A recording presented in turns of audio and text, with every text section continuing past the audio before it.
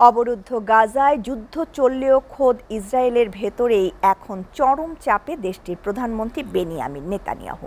হামাসের নজিরবিহীন হামলা ঠেকাতে নিরাপত্তা ও গোয়েন্দা ব্যর্থতার দায়ে এবার রাজপথে নেমেছে হাজার হাজার মানুষ। তেল আবিবের রাজপথ দখল করে বিক্ষোভকারীরা দাবি তুলছেন অবিলম্বে প্রধানমন্ত্রীর পদত্যাগ এবং 2023 সালের 7 অক্টোবরের ঘটনার সুষ্ঠু তদন্তে একটি স্বাধীন রাষ্ট্রীয় কমিশন গঠন করতে হবে। পুলিশের বাধা ও ধরপাকড় উপেক্ষা করেই চলছে এই গণবিক্ষোভ। হাসিবুল ইসলাম শান্তর প্রতিবেদন। আবারও উত্তাল ইসরায়েলের রাজপথ। তেল আবিব পরিণত হয়েছে জনসমুদ্রে। লক্ষ্য একটাই, প্রধানমন্ত্রী বেনিয়ামিন নেতানিয়াহুর পদত্যাগ। অভ্যন্তরীণ রাজনৈতিক চাপ আর আন্তর্জাতিক অঙ্গনে যুদ্ধবিরতির আহ্বান, এ দুই সংকটে এখন কোণঠাসা নেতানিয়াহু প্রশাসন।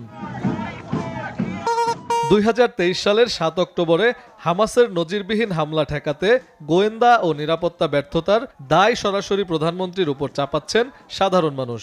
বিক্ষোভকারীদের প্রধান দাবি, এই ঘটনার সুষ্ঠু তদন্তে একটি স্বাধীন রাষ্ট্রীয় কমিশন গঠন করা। কেন সেদিন নিরাপত্তা বলয় ভেঙে পড়ল তার জবাব চান তারা। তবে দাবি আদায় না হওয়া পর্যন্ত রাজপথে থাকার ঘোষণা দিয়েছেন ইসরায়েলিরা। রাষ্ট্রীয় পতাকা শরীরে জড়িয়ে নেতানিয়াহুর ব্যঙ্গাত্মক মুখোশ পরে প্রতিবাদে নামে আন্দোলনকারীরা। হামাসের হাতে জিম্মি শেষ ইসরায়েলির মরদেহ ফেরতের দাবিও জানানো হয় আন্দোলনে। গাজায় যুদ্ধের সূত্রপাত ঘটানো হামাসের ওই হামলার কোনো রকম দায়ভার নিতে অস্বীকৃতি জানিয়েছে নেতানিয়াহু প্রশাসন, যার প্রতিবাদে তেল আবিবের সড়কে নেতানিয়াহু বিরোধী পোস্টার হাতে চলে ব্যাপক আন্দোলন স্লোগান।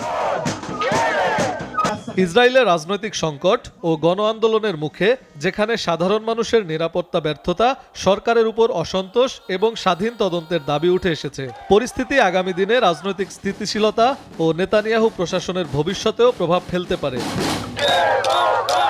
হাসিবুল ইসলাম শান্ত, SA টিভি, আন্তর্জাতিক ডেস্ক।